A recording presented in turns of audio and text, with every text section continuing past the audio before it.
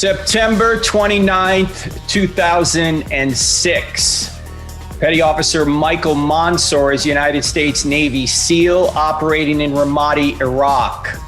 Monsoor is on a roof in Ramadi and he's standing in front of a doorway to the roof. He has two Navy SEAL teammates lying in the sniper-prone position next to him. They've already taken AK-47 fire and a rocket-propelled grenade, but they're not exactly sure where the enemy is. There's a bit of a lull in the fighting. Insurgents have blocked off the streets in Ramadi, and there's someone on the in the town mosque on the loudspeaker yelling, "Kill the Americans!"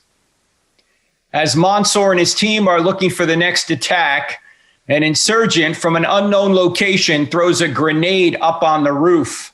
It hits Monsoor in the chest and it falls to his feet. Due to the length of the throw, there's no opportunity to pick it up and throw it back. He has only a split second to make a decision. He can leap through the doorway behind him and save himself. But if he does, his two teammates lying on the roof will surely die. Monsoor yells, "Grenade!" But instead of jumping backward to save himself, he jumps forward, chest first, onto the grenade. It detonates. 30 minutes later, 25-year-old Michael Monsoor is dead. His two teammates lying on the roof receive only minor injuries because Monsoor's body muffled the blast.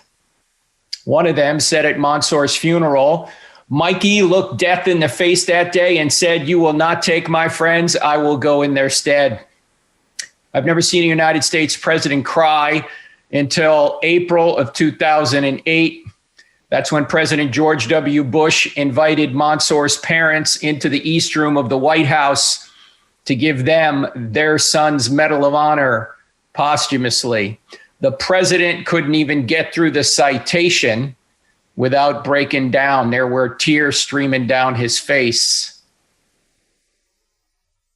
Not long ago, Monsoor's high school in Garden Grove, California, built a new stadium. They named it Michael A. Monsoor Memorial Stadium.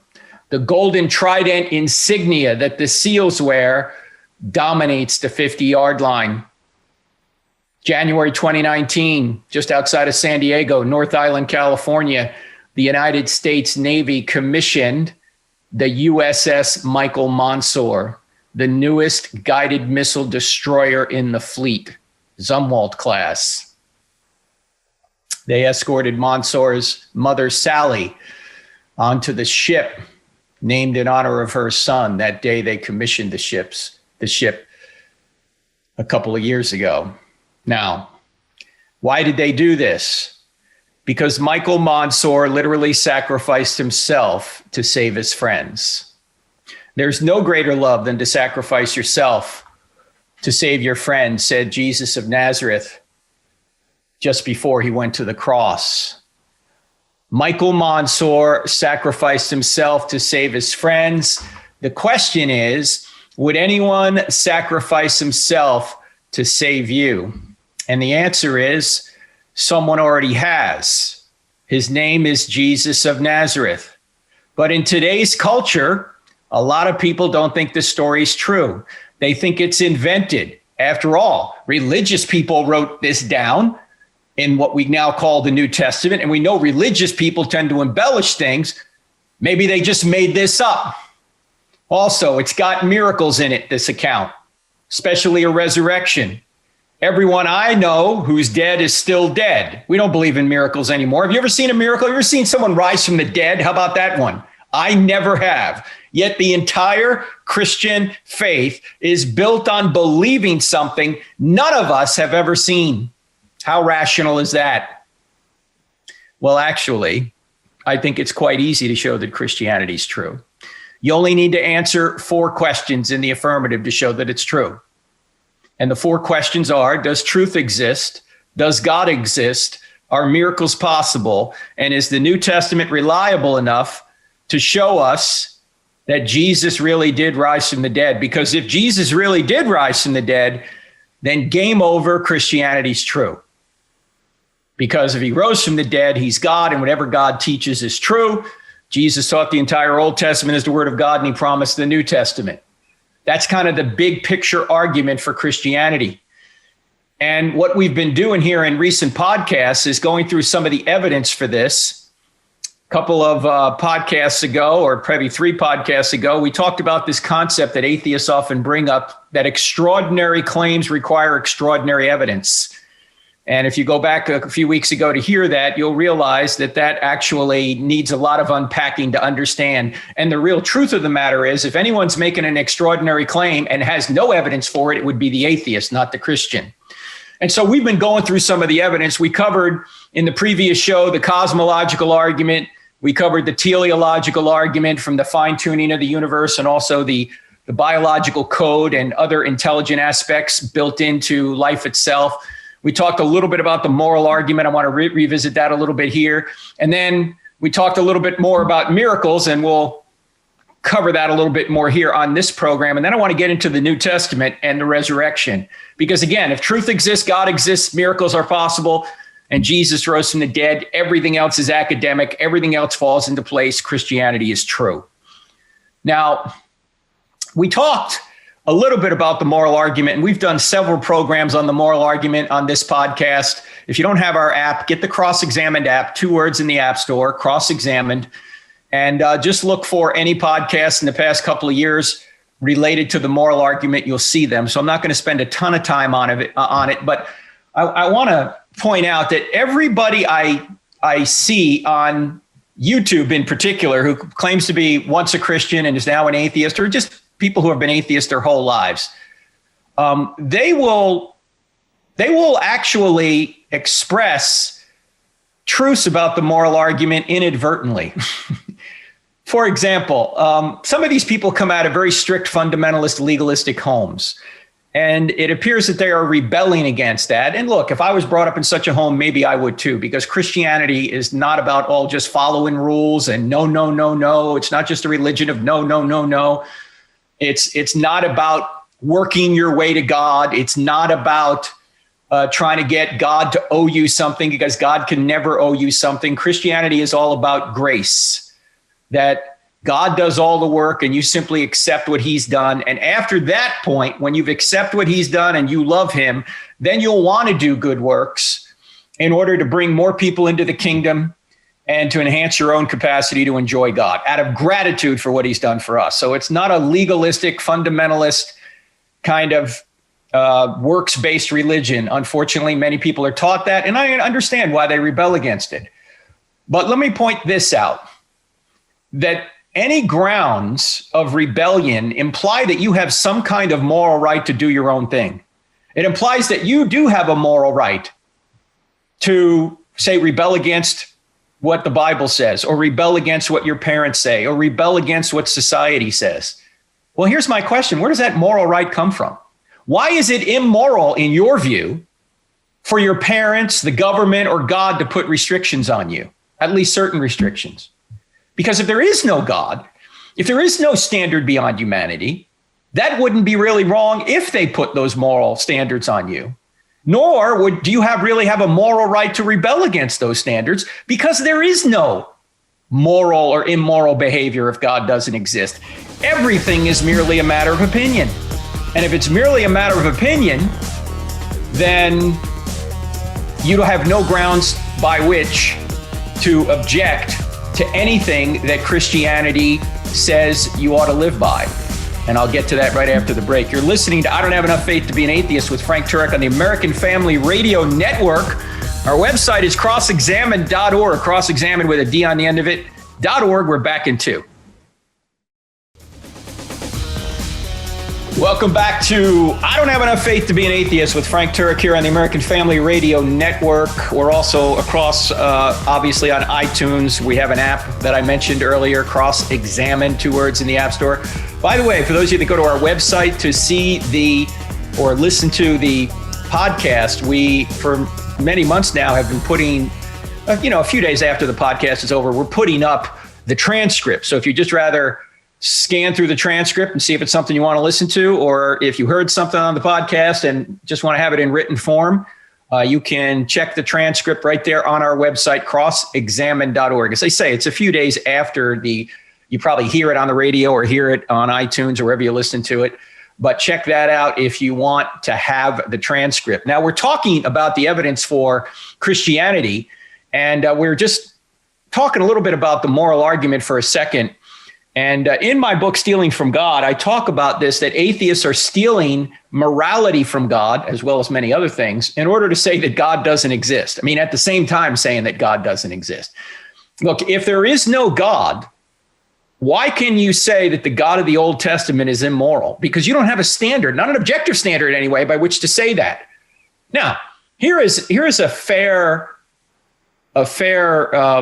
angle you could take on this. If you're not an atheist, or let me put it another way, if you're an atheist, the way to say that the God of the Bible isn't the true God would be to say, okay, I'm no longer an atheist. I believe there's some kind of moral being out there, but the God of the Bible is not that moral being. Okay, that's a fair tack to take, because at least now you have a moral standard that you can say, well, the God of the Bible doesn't meet that standard. The problem you run into is all the evidence that points to the fact that the God of the Bible is the true God. And really that's tied up in Jesus, whether he rose from the dead or not, and what he said about God, the God of the Old Testament, and the Old Testament in particular. We're going to get there hopefully today. So if Jesus really rose from the dead, then unfortunately you're kind of stuck with the God of the Bible, because he is the true God. If Jesus didn't rise from the dead and he's just another person, okay, maybe there's just a generic theistic God out there who does set the grounds for morality, and thereby you could judge the God of the Old Testament or the God of the Bible immoral. But if there is no God, you can't judge anything as objectively moral or immoral. It's just your opinion. Now, one thing I've also noticed about these former Christians who are now skeptics and they're YouTubers, or just people who, well, it's mostly the people who claim to be Christians at one point. This is even true of the progressive Christianity people. And don't get me started on that, because I'll get annoyed. Progressive Christianity is not progressive and it's not Christian, but that's a whole nother story. Go back and listen to 𝗧𝗦𝗕𝗓𝗠's podcast that she filled in for me a couple of weeks ago on that. But the people who are brought up in legalistic homes or evangelical homes, who are now saying they're no longer evangelicals, I have not seen a case, ladies and gentlemen, maybe there's some out there, but I have not seen a case, someone who has deconstructed their faith and is no longer a Christian. I have not seen a case that did not cite biblical sexual ethics as a reason to leave Christianity or even to disbelieve in God. I mean, they always cite the LGBTQ issue. They always say, oh, the God of the Bible doesn't agree with same-sex behavior, so much for the God of the Bible. That's just wrong. What do you mean it's just wrong? Time out. Where are you coming up with the standard that says it's wrong to be against certain sexual behaviors? What is the moral standard by which from which you're arguing? Again, if there's no God, there's no right or wrong. There is no right to natural marriage, much less same-sex marriage. There's no right. Why? Because there's no right to anything. There's no right to abortion, much less a right to life, because there's no rights to anything if there's no God. But they always cite LGBTQ issues. I imagine they also personally don't like what Jesus and the apostles have to say about premarital sex either, right? So I've never seen a deconstruction that didn't somehow cite sex as somehow the restrictions that God puts on us regarding sex are somehow immoral. Again, you need an objective standard by which to say they're immoral. If you don't like them, it's just your preference. Okay, fine. I get that. But those standards are there for our own good, for our own human flourishing. You cannot, for example, build a society on anything other than heterosexuality.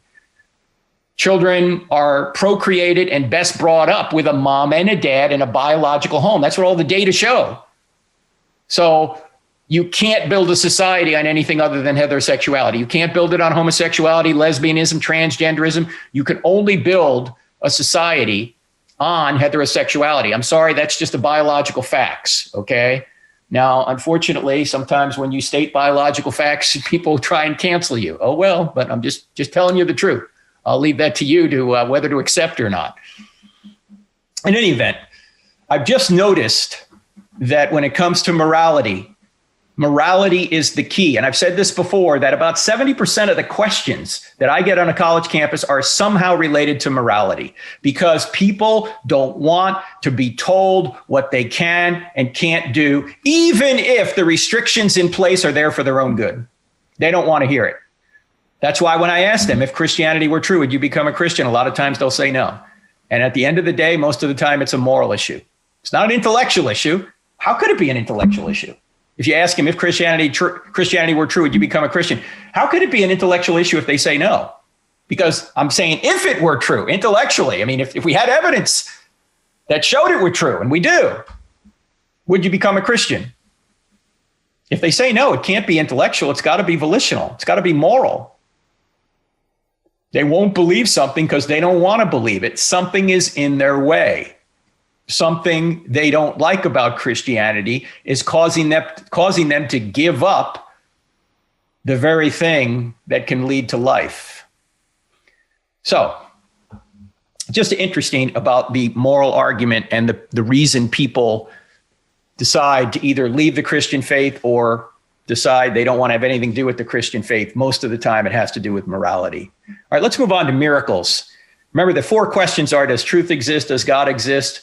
Are miracles possible? Is the New Testament reliable? Last week, I talked a little bit about David Hume's argument against miracles and how C.S. Lewis refuted that quite easily by showing Hume was arguing in a circle. We get that.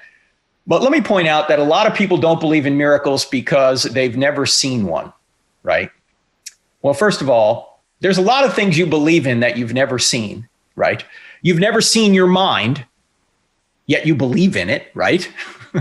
You've never seen the laws of logic, yet you believe in those. In fact, you're using the laws of logic to even think, or the laws of mathematics. You've never seen them. They're not physical things, but you know they exist. You've never seen justice. Oh, you may have seen justice done or injustice done, but you've never seen justice because it's not a physical thing. You've never seen love, yet everyone listening to my voice right now believes in love, but you've never seen it.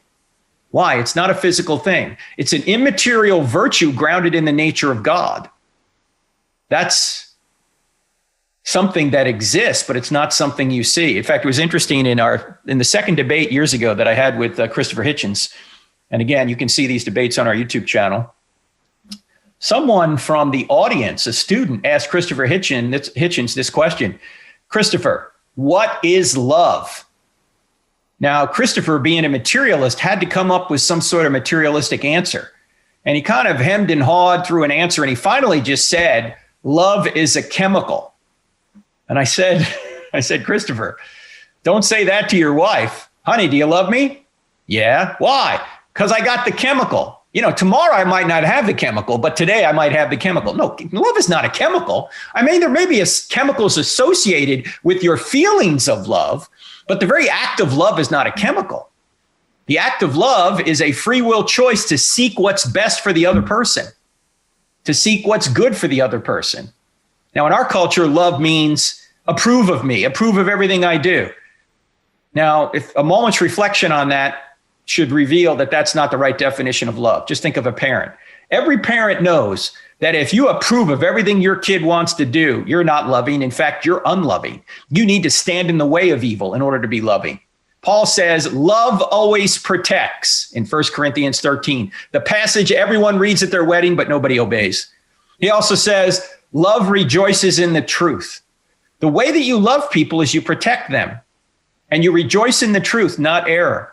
Even if they hate you for it, even if they call you names, you're a bigot. No, I'm sorry. I'm just trying to love you. I'm trying to tell you what the truth is about love. Thomas Sowell, the famous economist, easy. Why can't I say economist anymore? Economist. Maybe it's because I'm from New Jersey. I don't know. I can hardly speak English. Somebody else the other day said, what languages do you speak? I said, I hardly speak English. What are you talking about? A little bit of Deutsch, ja, nicht gut. Anyway, Thomas Sowell said, if you want to help someone, you'll tell them the truth. If you want to help yourself, you'll tell them what they need to hear. And our culture, or I'm sorry, you'll tell them what they want to hear. If you want to help yourself, you'll tell them what they want to hear. Because that's what people want you to tell. Tell me what I want to hear. Tell me how good I am. Tell me this relationship I'm in here is a good thing. And you better tell me, because if you don't, I'm going to cancel you in the name of inclusion, tolerance, and diversity. No, love is standing in the gap against evil, against things that are going to hurt the loved one or others for their own good, even if they hate you for it. So, you've never seen love. You've never seen gravity. You might say, Frank, I see gravity all the time. I see stuff being pulled to the ground all the time. Nope, you're not seeing gravity. What are you seeing? You're seeing the effects of gravity. You know, we really don't even know what gravity is, but we see its effects. And by the way, that's how we see God exists. We know God by his effects. In fact, well, let me just do one more, and then I'll get to the God situation. You've never seen George Washington, but you know he exists. Why? Because he's left effects behind that are best explained by the person George Washington. Same thing is true with Jesus. You've never seen Jesus directly, personally. In fact, John even says that. If you don't love your brother, how can you ever love God who you don't see? You see your brother and you don't love him. How can you love God whom you don't see? You don't see God directly, not now anyway. We will when we get to the other side, the beatific vision, which happens to be 1 John 3:2. But right now we don't see him. We just see his effects. That's how we know God exists. We see a creation. That's the effect. We know there must be a cause, the creator. We reason from effect to cause. We see design in the universe and design in life. That's the effect. We reason back to a cause, a designer. We have a moral law pressing on us. That's the effect. We reason back to a cause, a moral law giver. That's how we know that God exists. So you think, or I should say, you believe in a lot of things you've never seen. So why not believe in miracles? Well, because they don't occur. We're going to get to that right after the break. In fact, we're going to show that the greatest miracle has already occurred, and even atheists are admitting the data for it. You're listening to I Don't Have Enough Faith to Be an Atheist with Frank Turek, back in 2.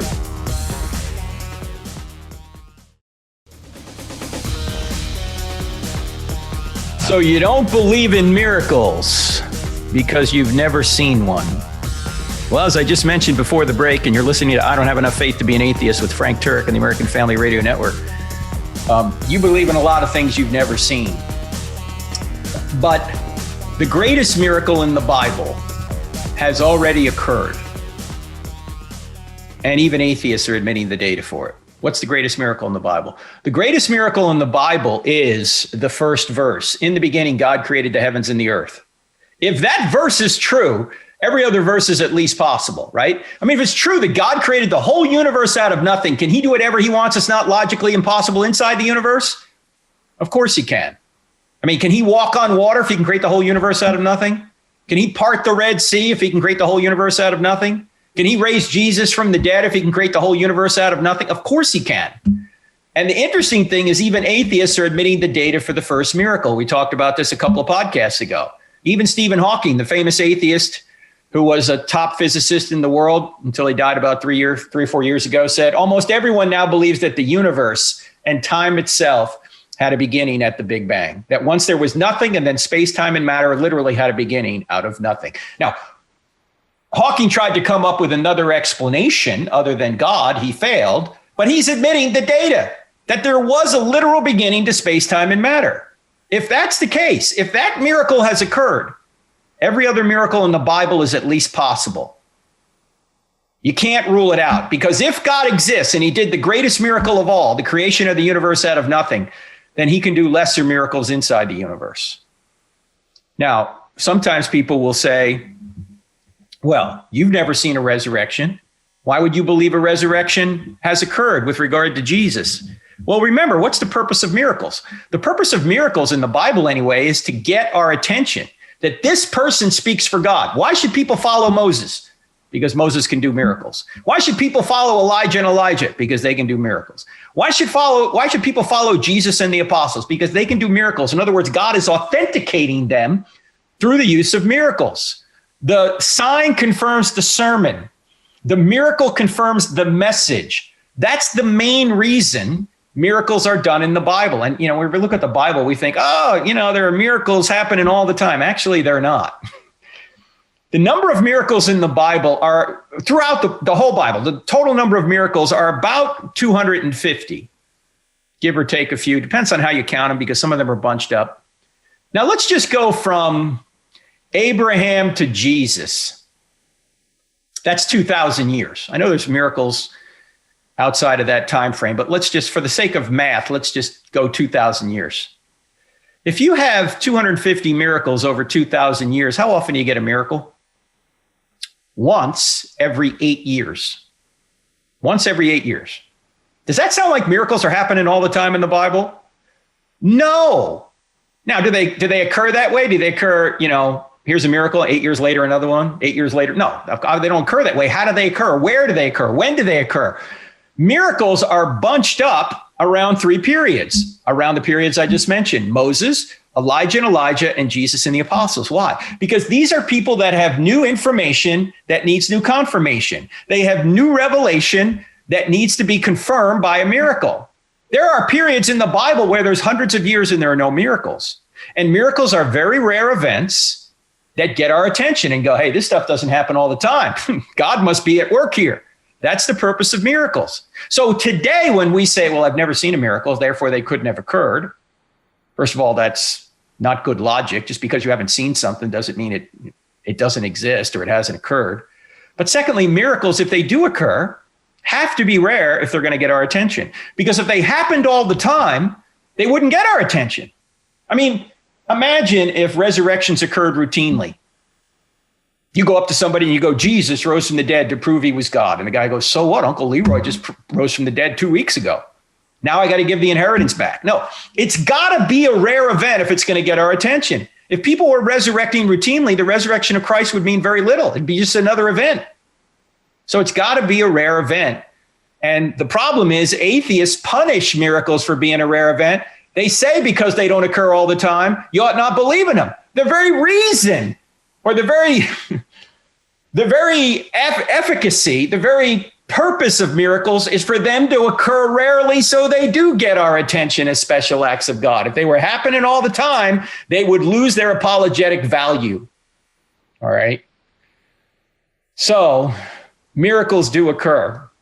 And let me point this out. You don't need miracles to occur today for Christianity to be true.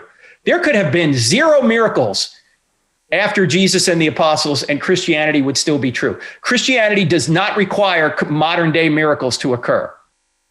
Now, I think there are modern day miracles. In fact, Craig Keener from Asbury Seminary there in Kentucky, who's a meticulous researcher, wrote a hernia-inducing 2-volume set about 10 years ago about modern day miracles. And he's documented some of these events through actual x-rays, and some of these have been written up in medical journals, healings before and after x-rays, that kind of thing. Some of them are based obviously on eyewitness testimony. If just one of those miracles is true, and he has hundreds in his book, then miracles still occur. But again, they don't have to for Christianity to be true. The other side of this is much harder to believe in my view. And here's the other side of this. For atheism to be true, every single miracle claim and spiritual experience in the history of the world has to be mistaken, has to be false. Is that possible? It's possible. Is it reasonable? I don't think so. In fact, the greatest miracle, the creation of the universe out of nothing, has already occurred. So when people say, I don't believe in miracles, sometimes you might want to say to them, look around, you're living in one. This universe is a miracle. Now, miracles certainly are possible. We have a lot more in both the books. Well, particularly, I don't have enough faith to be an atheist on this issue of miracles. But let's get into the New Testament a little bit. Now, from the moral argument, we should know that there's a being out there that is the ground of love, also the being out there who is the ground of justice. Well, if an objective sense, or I should say, if objective love exists, grounded in the nature of God, then we might expect that God would intervene to save us from obviously a bad situation, which is what we're in here on this earth. We have four things that harm us: sin, sickness, natural disasters or nature, and death. Sin, which is when one person does a bad thing to another person; nature, sickness, and death. Notice Jesus's miracles are around those four things. He lives a sinless life. He calms the storm, power over nature. He heals the sick, and he raises the dead. Why? Because those are the four things that hurt us: sin, nature, sickness, and death. So by doing miracles in those four categories, Jesus is claiming he's the Messiah. He's the Savior. He can save us from our predicament. And the very fact that love exists objectively, we know it intuitively, we would expect the being that grounds love to come in some way to rescue us from this broken world. And he does. In that sense, the phrase "love wins" is true. It's just the love of God. Whether you choose to accept God's love or reject God's love, love still wins. Because if you accept it, you'll be with God for all eternity. If you reject it, God loves you enough so he won't force you into his presence, and he will separate from you, and that's what we call hell. So we should expect somebody to come save us. And for those of you that have the book, I Don't Have Enough Faith to Be an Atheist, we go through a number of reasons to believe that the New Testament writers are telling the truth. We already know truth exists, God exists, and miracles are possible. We're now just trying to discover if Jesus really rose from the dead. And we can't go through all the evidence here. I just want to point out a couple of lines of evidence. Let me just list the lines of evidence first, and then you can read up on them if you want to go further. First of all, we have early testimony. The documents are written very early. We have eyewitness testimony. There's eyewitness testimony throughout the New Testament documents, particularly the Gospel of John, the book of Acts. In fact, in our book, I Don't Have Enough Faith to Be an Atheist, we list nearly 150 details between those two books that are probable eyewitness details, that only an eyewitness would know these things. There's embarrassing testimony in there. By the way, these are all alliterated with E to help you remember them. Early, eyewitness, embarrassing. These are stories that occur in the New Testament that they never would have invented. For example, just a quick one. If you were writing the New Testament story, the resurrection story, and trying to pass off a lie as the truth, would you say that you were hiding for fear of the Jews while the women went down and discovered the empty tomb? No, you would never say that, right? You would never say you were hiding, that you were scared. You'd probably say something like this.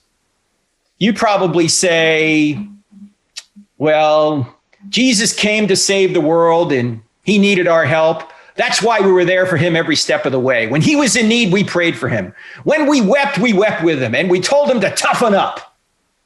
When we fell, we carried his, or when he fell, we carried his cross. The gates of hell could not prevent us from seeing his mission through. So when that turncoat Judas brought the Romans by, we always suspected Judas, by the way, and they began to nail Jesus to the cross, we laughed at them.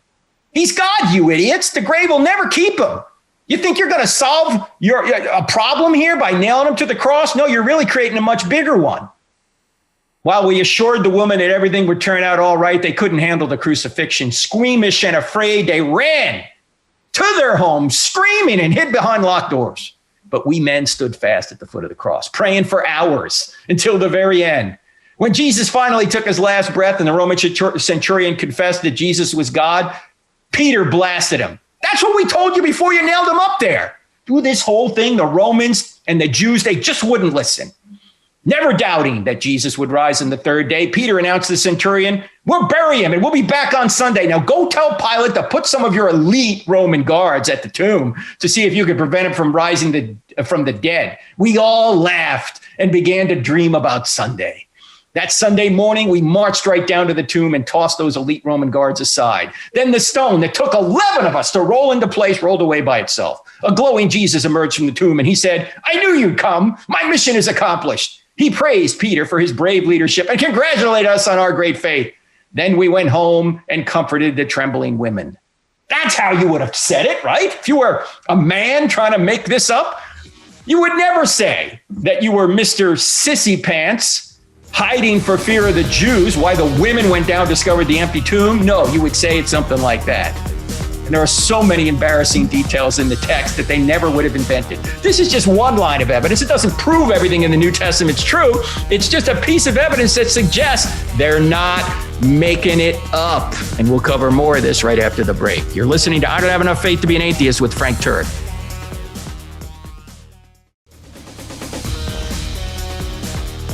Welcome back to I Don't Have Enough Faith to Be an Atheist with Frank Turek on the American Family Radio Network. I want to mention to you that coming up here on March 30th, I'll be teaching the Great Book of Romans course.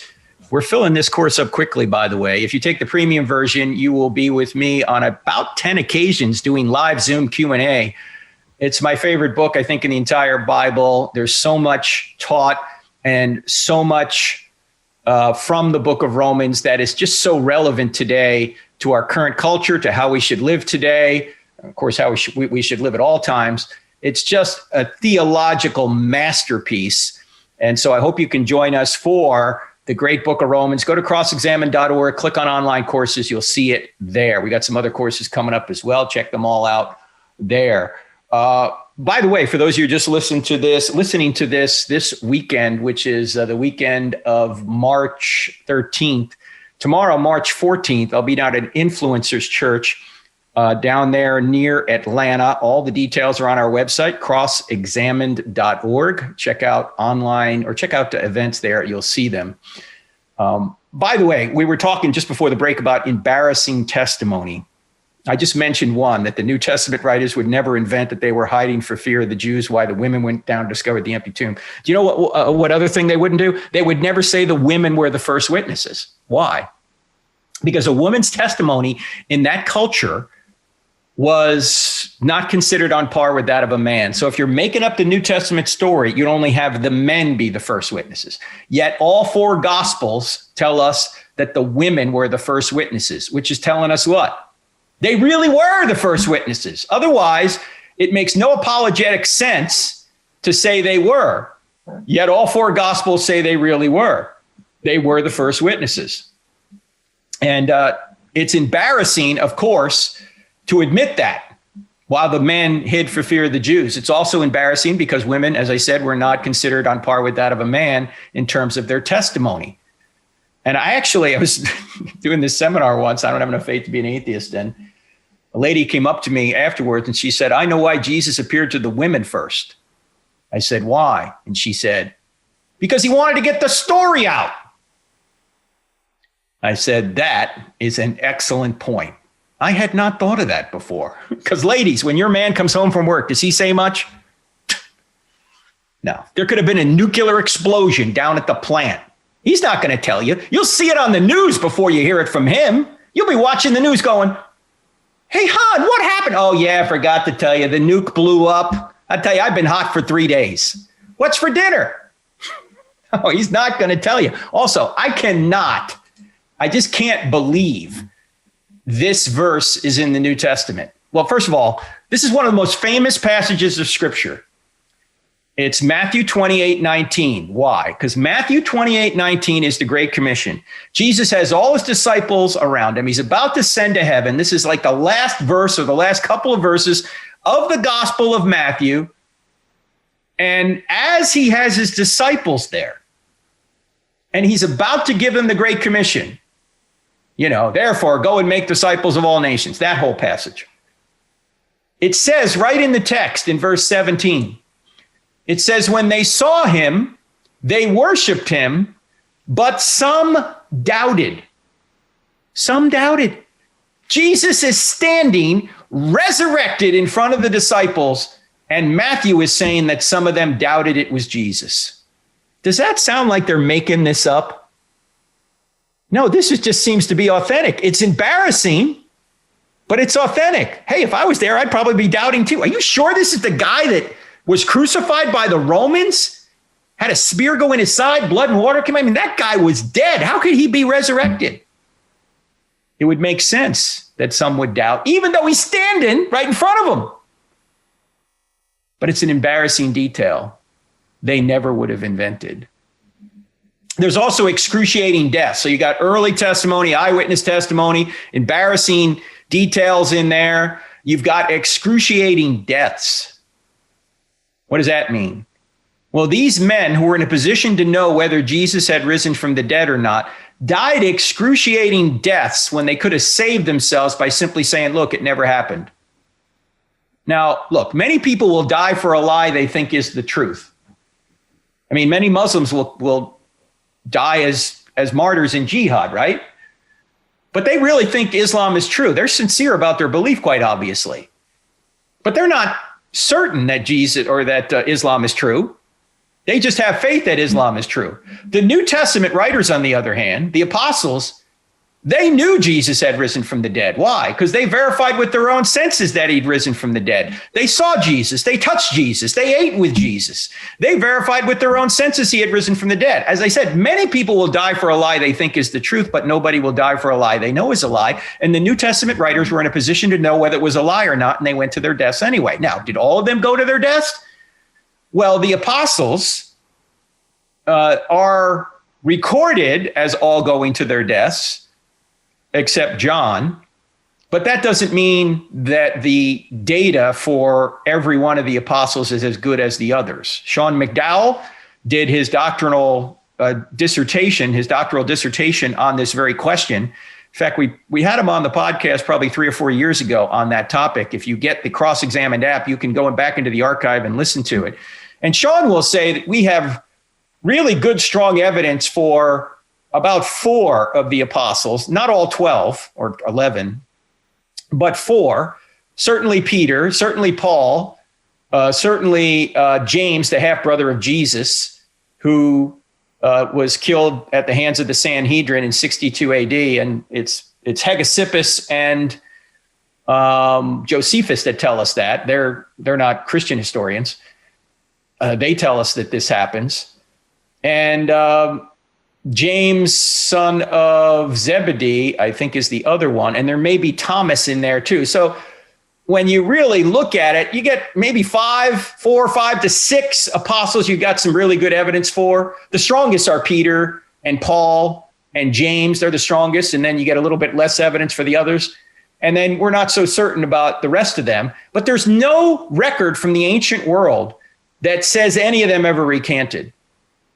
And even secular scholars agree. It's one of the minimal facts of the case that Gary Habermas makes for the resurrection.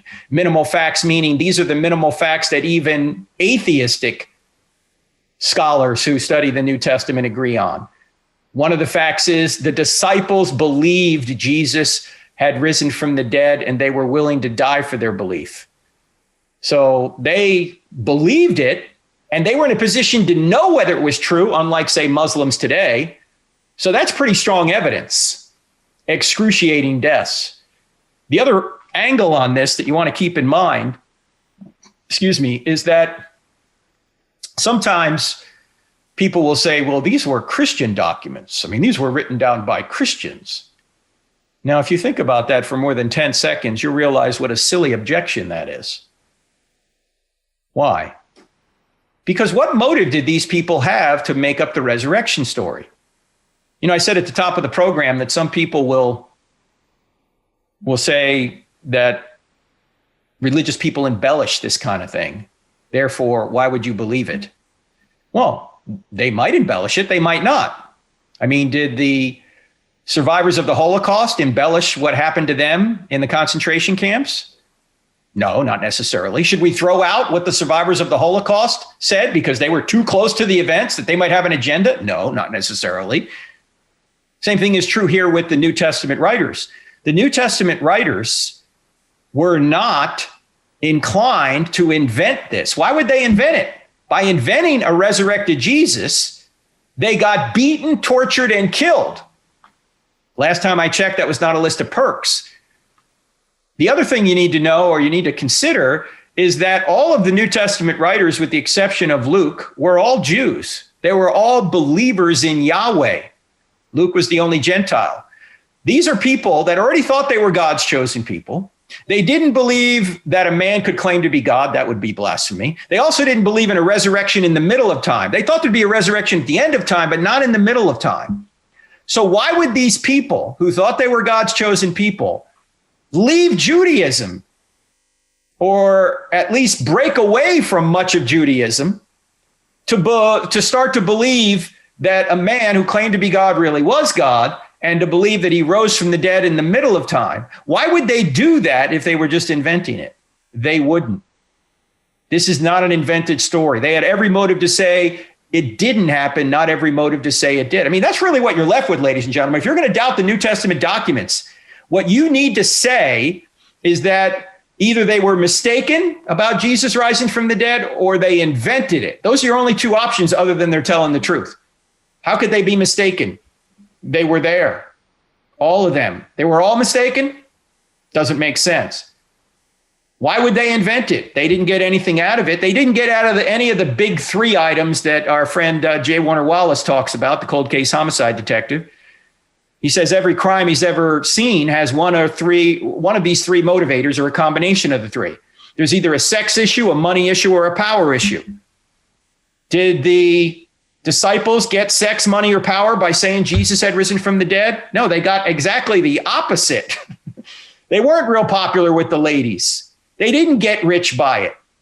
In fact, Paul probably got poor by it, because he was funded before he became a Christian by the Jews to go around and kill Christians, to hunt them down. No. And certainly they didn't get power. They got persecuted. So I think we could sum it up this way, that the New Testament writers did not create the resurrection. The resurrection created the New Testament writers.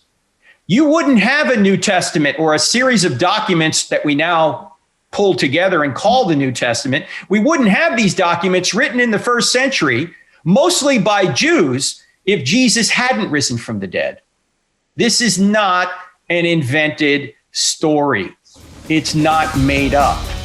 There's no motive to make it up. There's every motive to say that Jesus was just another teacher. He wasn't God, and he didn't rise from the dead. But that's what they went to their deaths saying. Why? Because it really did happen.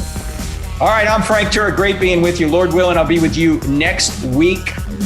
And if you want more on this, get the book, I Don't Have Enough Faith to Be an Atheist. God bless. See you next time.